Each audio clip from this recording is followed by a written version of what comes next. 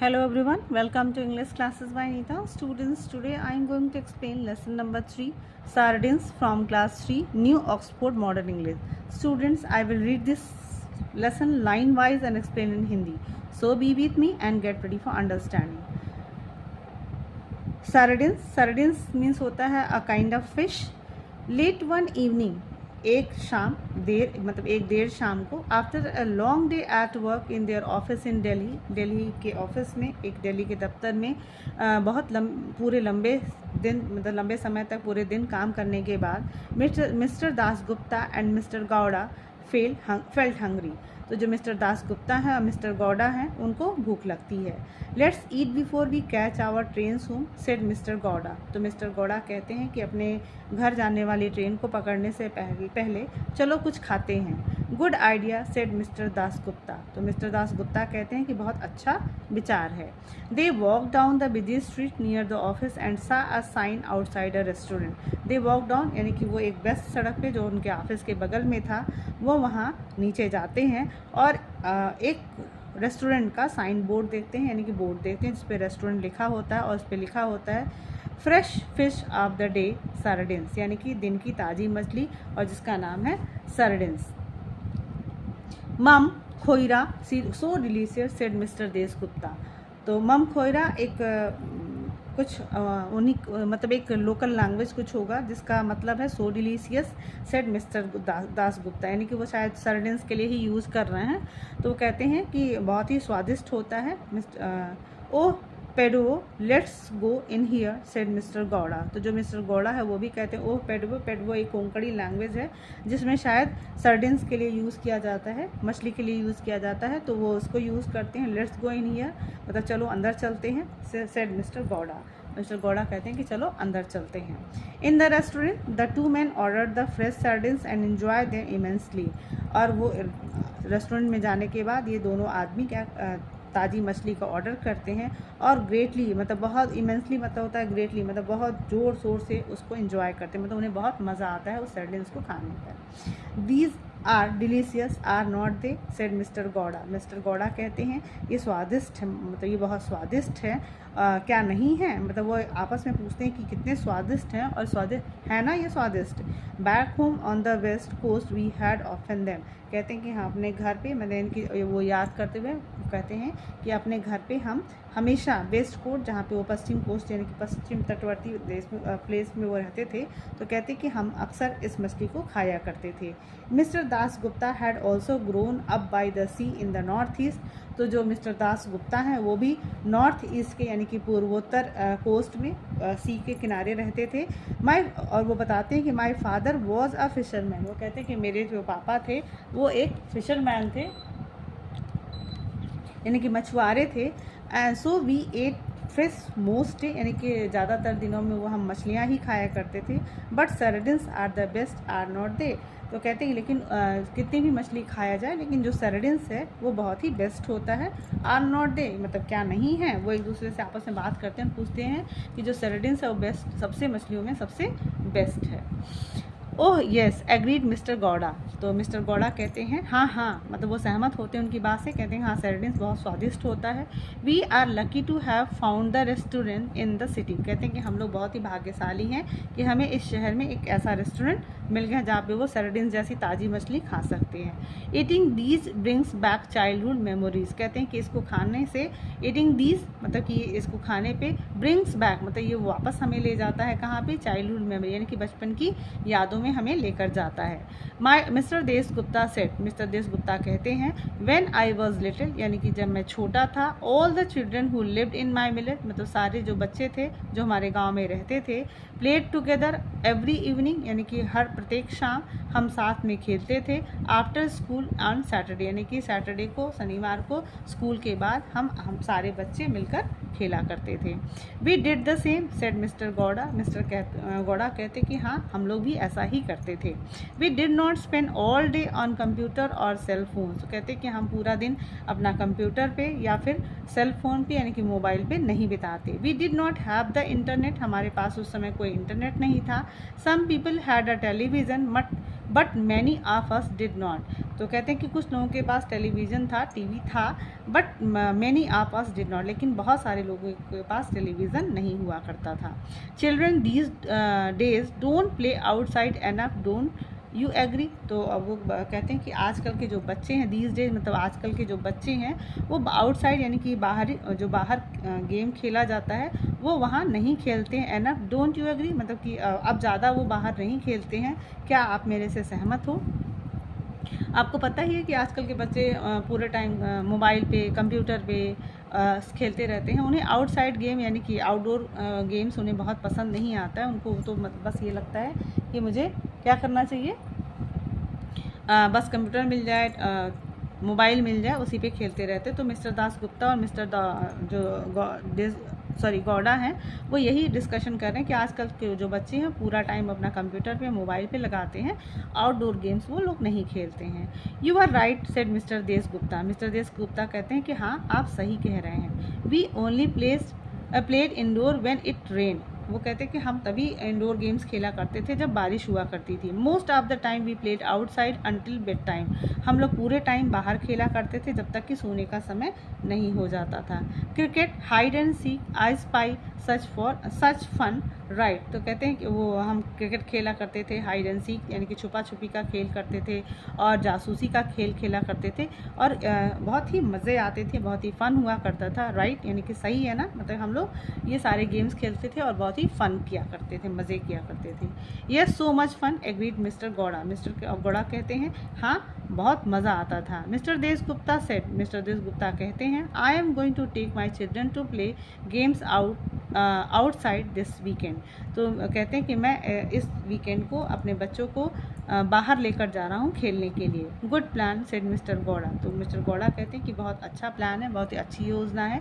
We use to play a great game called sardine. तो कहते हैं कि हम अक्सर एक बहुत ही ग्रेट गेम मतलब बहुत ही अच्छा जो गेम है वो खेला करते थे, और जिसका नाम है sardines. How do you play that ask mister Desh Gupta. तो मिस्टर देश गुप्ता पूछते हैं कि आप ये सरडिन्स कैसे खेला करते थे। Don't worry it has nothing to do with fish of any kind, laugh mister Gowda. तो मिस्टर गौड़ा हंसते हुए कहते हैं कि चिंता मत करो, ये किसी भी मछली से संबंधित नहीं है। मतलब ये जो गेम है सरडिन्स, ये बिल्कुल भी मछली से संबंधित नहीं है। One person hides and everyone else goes to find them. मतलब एक व्यक्ति जब यानी कि जो गेम्स में जितने लोग खेलते हैं उसमें से एक व्यक्ति छुप जाता है कहीं पर, एवरीवन और जो बाकी जो होते हैं उनको उसको खोजने के लिए निकल पड़ते हैं। When you find the person who is hiding, जब आपको वो व्यक्ति मिल जाता है जो छिपा हुआ होता है, यू हाइड विद देम। मतलब कि अगर आपने मतलब उसमें से पूरे ग्रुप में से एक व्यक्ति ने अगर उसको खोज लिया तो वो भी उस व्यक्ति के साथ छुप जाता है। By the end of the game everyone is squash together in one hiding place. तो यानी कि मतलब गेम के अंत होते होते लास्ट तक क्या होता है कि सारे लोग स्क्वैश मतलब एक साथ मिल जाते हैं और एक प्लेस पे छुप जाते हैं। यानी कि जैसे जैसे एक एक खोजता जाता है वो उस बच्चे के साथ या उस पर्सन के साथ वो छुपता जाता है। यानी कि लास्ट में वो गेम तब तक खेला जाता है जब तक कि वो सारे लोग एक जगह पे इकट्ठे नहीं हो जाते हैं।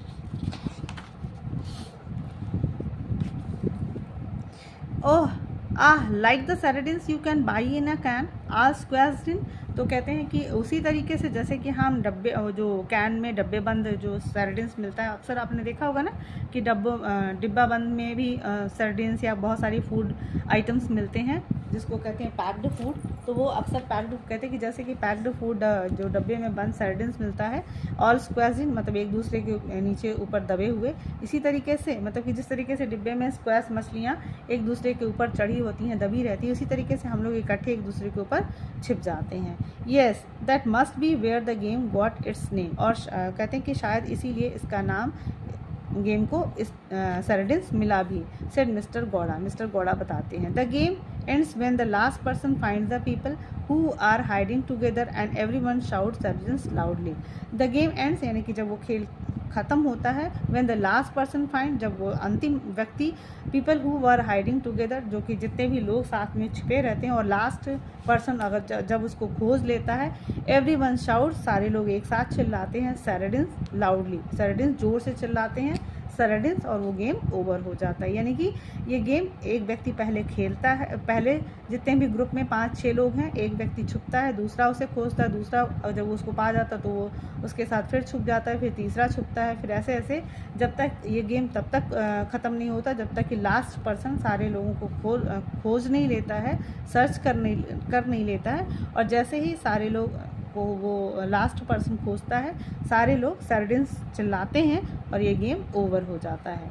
आई don't like tinned sardines but the game sounds like a lot of fun said mister Dasgupta. तो मिस्टर दासगुप्ता कहते हैं कि मुझे जो टिंड यानी कि जो पैक्ड सर्डिन्स हैं, यानी कि जो डिब्बे में बने जो रेडीमेड सर्डिन्स मछली मिलती है, वो मुझे बिल्कुल पसंद नहीं है, बट ये जो गेम्स है वो सुनने में बहुत अच्छा लग रहा है।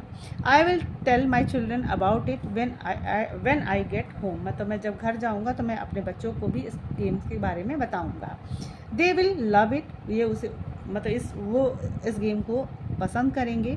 We use to play it in my uncle's big house if it rain और आउटसाइड इन द फील्ड। तो कहते हैं कि अक्सर हम इस गेम को खेला करते थे अपने चाचा के बड़े से घर में, जब बाहर बारिश हुआ करती थी, यानी कि बाहर मैदान में बारिश होती थी, तो ये सारे गेम्स हम अपने चाचा के यहाँ खेला करते थे, said mister Gowda. Mister Gowda बताते हैं, once I was hiding in a field full of huge plant. तो बताती कि एक बार जब हम लोग ये गेम खेल रहे थे और बहुत बड़े से मैदान में फुल ऑफ ह्यूज प्लांट, जहाँ पे बहुत बड़े बड़े प्लांट्स थे। आई वॉज ओनली स्मॉल, मैं ही एक उसमें से छोटा था, यानी कि जितने भी लोग ग्रुप में थे खेल रहे थे उनमें से सबसे छोटा मैं ही था। So I could hide behind the big plant, इसलिए मैं एक बहुत बड़े से प्लांट के पीछे छुप सकता था। I was crouch down waiting and my sister was the first to find me. मतलब आई क्राउच मतलब मैं एकदम झुक के अपने घुटनों के बल झुका हुआ था, डाउन वेटिंग झुक कर मैं वेट कर रहा था, एंड माई सिस्टर और मेरी जो बहन थी उस जो सबसे पहले जिसने मुझे पाया या पकड़ा वो मेरी बहन ही थी। देन केम टू कजिन्स, उसके बाद से मेरे 2 चचेरे भाई भी आते हैं। I was pushed back into the plant, और उसके बाद मुझे मतलब वो सारे लोग इकट्ठे अब छिपते हैं सर्डिन्स में, आपने जानते हो जैसे जैसे लोग खोजते जाते हैं उसके साथ छिपते जाते हैं। तो इसलिए जो मिस्टर गौड़ा बताते हैं कि जब मेरे दोनों कजिन्स आ गए तो मुझे एक प्लांट के पीछे ढकेल दिया गया। सडनली अचानक से I heard a strange noise, मुझे एक अजीब सी आवाज़ सुनाई देती है, गुर्र गुर्र गुर्र। I thought it was my brother, मुझे ऐसा लगा कि वो मेरा भाई है। I pushed aside a big leaf and said, मैंने एक बड़ा सा पत्ता हटाया और मैंने बोला, you will give away the hiding place. मतलब उनको लगता है कि उनका भाई है, तो वो कहते कि चुप रहो, नहीं तो हमारे छुपने की जगह सबको पता चल जाएगी। But it was not my brother at all, लेकिन वो मेरा भाई बिल्कुल भी नहीं था। I was nose to nose with a wild boar, मैं nose to nose wild boar यानी कि मैं एक जंगली सुअर के एकदम आमने सामने था। आप यहाँ पिक्चर में देख सकते हो कि यहाँ पे जंगली शुगर है और यहाँ पे राइटर जो है जो मिस्टर गौड़ा है एकदम उसके आमने सामने है। वाह what did you do asked mister Deshgupta. Mister Deshgupta कहते हैं वाह मतलब क्या हुआ, आपने क्या किया फिर। I scream loudly and run away for my life. कहते कि मैं बहुत ज़ोर से चिल्लाया और मैं अपना जान बचाने के लिए वहाँ से भागा। I ran all the way home and did under my bed, मतलब मैं पूरी तरह दौड़ता रहा जब तक कि मैं घर नहीं आ गया और बिस्तर के नीचे छिप गया। लाड मिस्टर गौड़ा, और मिस्टर गौड़ा हंसते हैं। My sister and cousins ran too, और मेरे पीछे मेरे जो कज़न थे, मेरे भाई बहन, जो मेरी बहन थी वो भी दौड़े। The others searching for us heard us screaming, जो हमें और बाकी लोग जो खोज रहे थे उन्होंने हमारी चिल्लाने की आवाज़ सुनी। एंड सा अस रनिंग, और उन्होंने हमें दौड़ते हुए देखा। एंड ऑल्सो रन, वो भी दौड़ने, मतलब कि वो लोग भी जब हमें चीखते हुए चिल्लाते हुए दौड़ते हुए देखते तो वो लोग भी भागे वहाँ से। That is a good story, मतलब कहते कि बहुत ही अच्छी कहानी थी। What happen to the wild wood, तो कहते कि उस जंगली सुअर का क्या हुआ। डिड इट चेज यू, क्या उसने आपका पीछा किया। आज मिस्टर देशगुप्ता पूछते हैं। My mother had been watching us from the house and she said the wild boar was only a baby। तो जब ये सारी चीज़ें हो रही थी तो मेरी माँ मुझे मेरे घर से ही हम लोगों को देख रही थी, और वो बताती हैं कि the bore was only a baby, यानी कि जो वो जंगली सूअर था वो मतलब एक यंग वन था, बेबी बोर का, यानी कि सूअर का एक छोटा सा बच्चा था। It ran off in the opposite direction, यानी कि सेड मिस्टर गौड़ा कहते कि वो उल्टी दिशा में भागा, यानी कि जब हम अपने घर की तरफ भागे तो वो भी डर के मारे दूसरी दिशा में, उल्टी दिशा में भाग गया।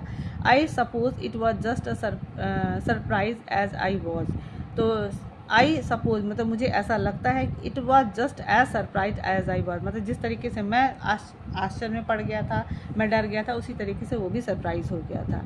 मदर लाफ्ड एंड सेड, मेरी माँ खूब हंसी, बहुत हंसी, that she had never seen anything so funny in all her life, मतलब कि वो बताती हैं कि वो इतना मज़ेदार चीज़ उन्होंने अपने जीवन में नहीं देखा था। मतलब मेरी माँ ने मुझे दौड़ते हुए और सूअर को दौड़ते हुए देखा तो वो इतना हंसी, और उन्होंने कहा कि मैंने आज तक अपनी लाइफ में इतना मज़ेदार चीज़ नहीं देखा था। Mister Gowda and mister Dasgupta laugh together, mister Gowda और मिस्टर देशगुप्ता जोर जोर से एक साथ हंसते हैं। Well said mister Gowda, it is time to go and catch the train home. Mister कहते हैं कि मिस्टर गौड़ा, ठीक है, अब ये हमारे घर जाने का, यानी कि हमारे जो घर ट्रेन जाती है उसे पकड़ने का समय हो गया है।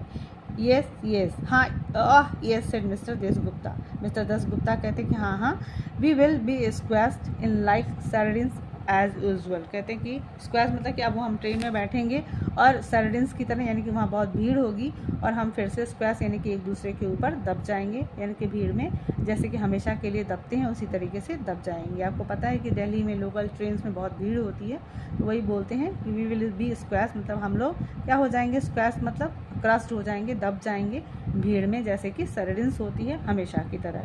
क्लियर हर्सबर्ग, जिसको कि इस लेसन को लिखा है। तो students, I hope you understood this explanation. If you like this explanation, do share with your friends. If you are new on my channel, do subscribe, and very thank you for watching.